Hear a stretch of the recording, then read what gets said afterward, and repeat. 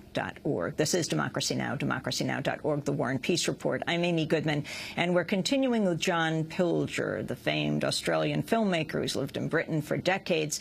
John, your film, The War You Don't See, premiered last night on ITV in Britain and in theaters throughout Britain.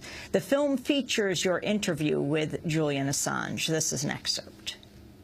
In the information that you have revealed on WikiLeaks about these so-called endless wars, what has come out of them? Looking at the enormous quantity and diversity of these military or intelligence apparatus insider documents, what I see is a vast, sprawling estate, what we would traditionally call the military intelligence complex or military industrial complex, and that this sprawling industrial estate is growing, becoming more and more secretive, becoming more and more uncontrolled. This is not a sophisticated conspiracy controlled at the top. This is a vast movement of self-interest by thousands and thousands of players all working together and against each other. That is an excerpt of the new film that premiered last night in Britain, The War You Don't See. John Pilger, you know Julian Assange. Talk more about what he's saying and about the media's coverage of what WikiLeaks has done, from the release of the Iraq war logs to those in Afghanistan to now this largest trove of U.S. diplomatic cables ever released in history. John. Well, what Julian Assange is and WikiLeaks is doing is what journalists should have been doing. I mean, I think you mentioned the reaction to him. Some of the hostility, especially in the United States, from some of those very highly paid journalists at the top, has been quite instructive. Because I think that they are shamed by WikiLeaks. They are shamed by the founder of WikiLeaks, who is prepared to say that the public has a right to know the secrets of governments that impinge on our democratic rights. WikiLeaks is doing something very Jeffersonian. It was Jefferson who said that information is the currency of democracy. And here you have a lot of these famous journalists in America are rather looking down their noses at best and saying some quite defamatory things about Assange and WikiLeaks, when in fact they should have been exploiting their First Amendment privilege and letting people know just how government has lied to us in the run-up to the Iraq war, and lied to us in so many other circumstances.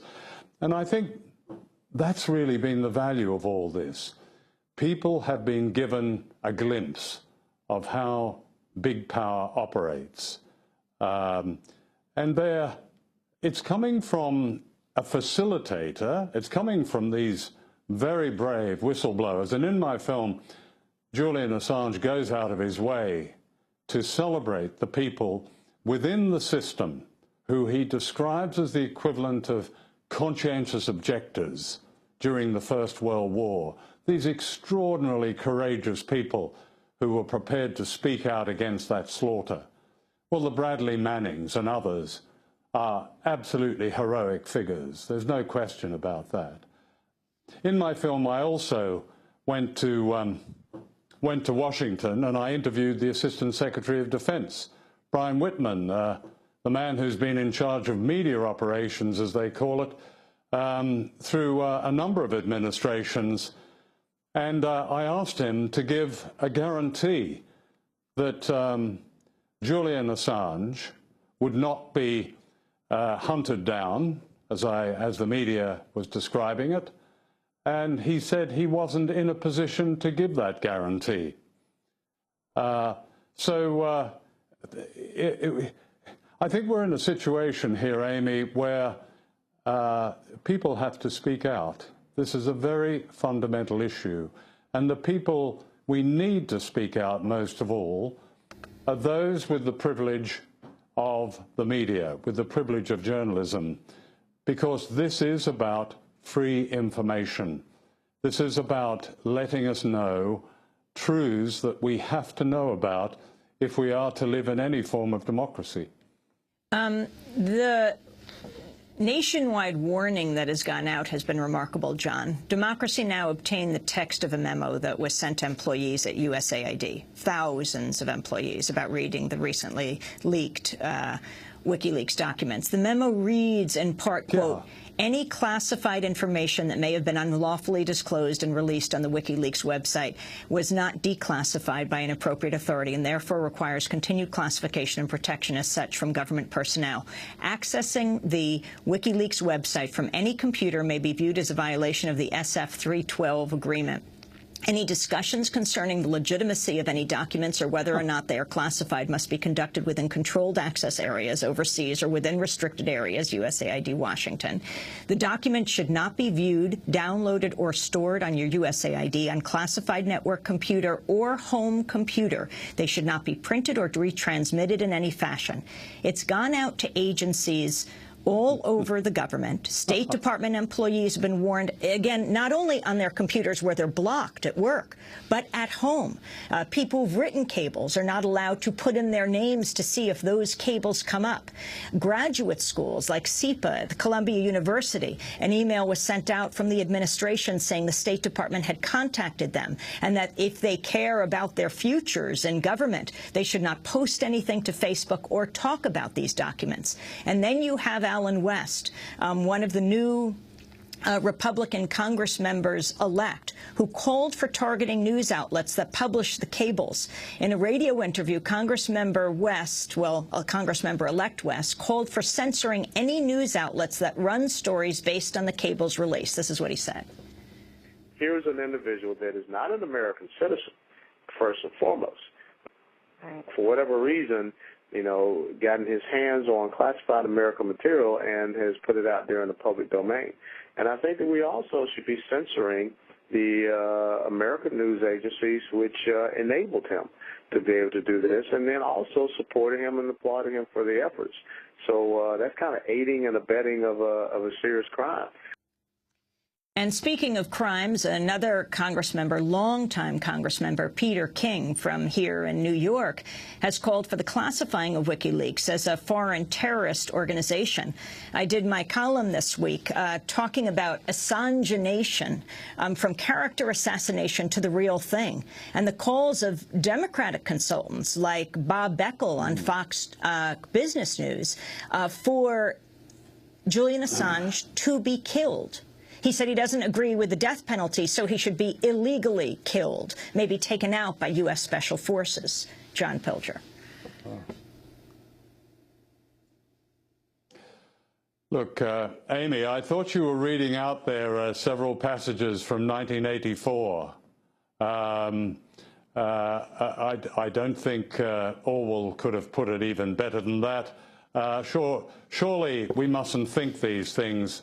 I'm thinking it at the moment, so if I was over there, I must be guilty of something, and therefore I should be illegally taken out.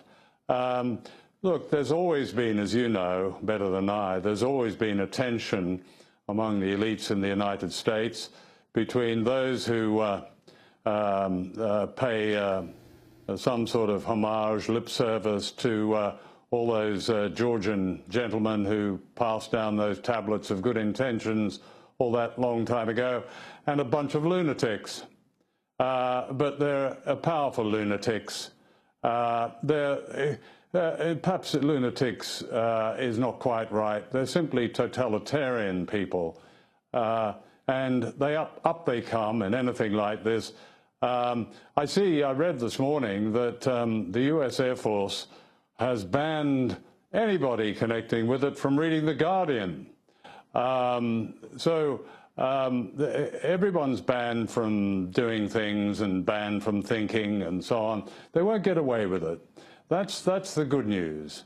They're hyperventilating and they're hysterical, and so be it, but they won't get away with it.